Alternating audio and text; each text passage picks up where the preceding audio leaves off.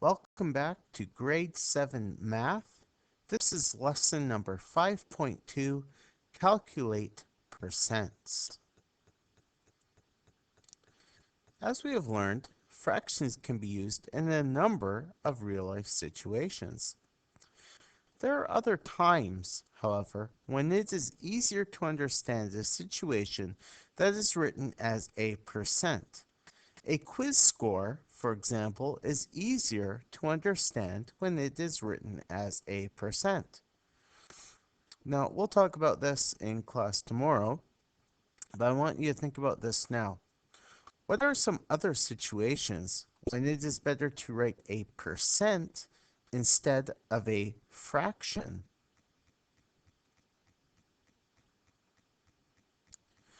You probably know this already, but let's review. A percent is always out of 100. Now, there are different ways to change a fraction to a percent. If a fraction has a denominator of 100, then the numerator is the percent.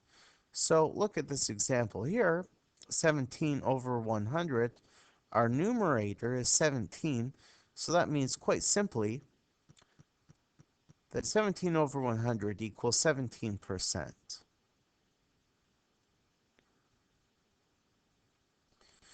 Another method is to write a fraction with a denominator of 100. So I'm going to do the first two examples here, and then we'll do the second two examples in class tomorrow. So let me just set up my pen. Okay, so I have 3 over 4, and I can think to myself, I can turn that into a fraction out of 100 by multiplying by 25. Okay, because 4 times 25 is 100, so that means on top, 3 times 25 equals 75. That, of course, would equal 75%.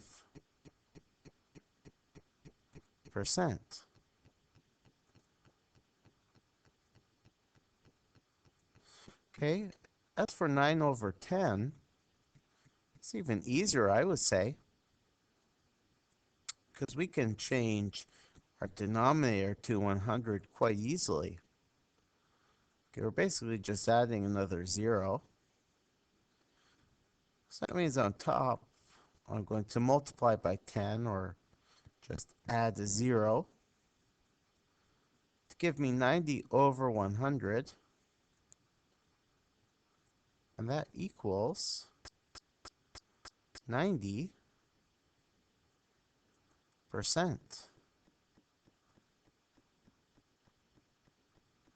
Okay, and I suggest you pause this video for a couple of minutes so you can try these two examples on your own at home, and then we'll go over them in class tomorrow. When we cannot write an equivalent fraction, we first need to divide the numerator by the denominator. Then we multiply by 100%. So let's try using this method to change these fractions to percents. So looking at the first example, 2/7, so I can do 2 divided by 7. And if I round that, because I get a long row of digits after decimal, but if I round up, I get 0.29. And then 0.29, if I multiply it by 100,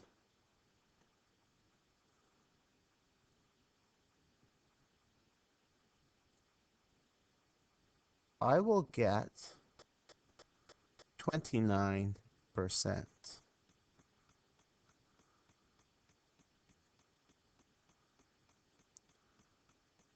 So, what I suggest you do at home Pause the video and try this method for these next three fractions.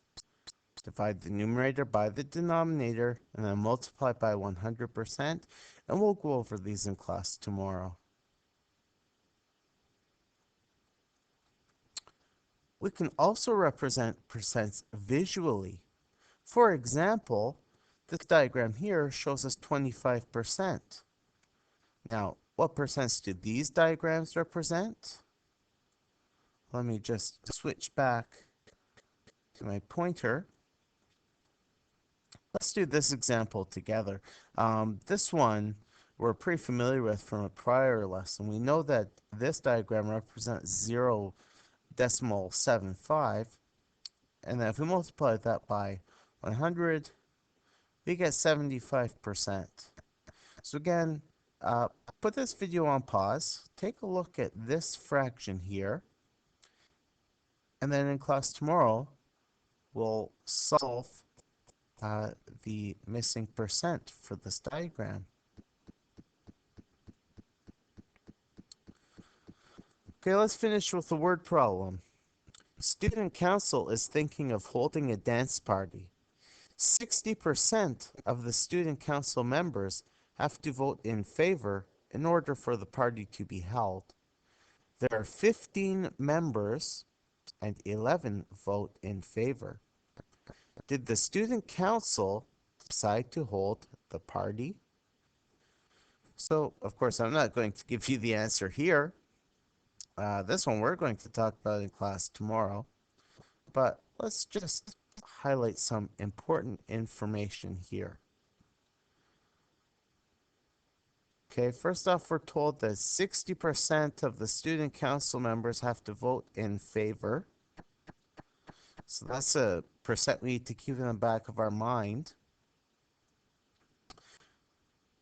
And we're told there's a total of 15 members on student council, and 11 out of those 15 vote in favor. So something tells me that we have to do something with the numbers 11 and 15, and we have to get a percentage out of these two numbers in the end. So pause the video and try working on this problem. And then, of course, we're going to discuss this in class tomorrow.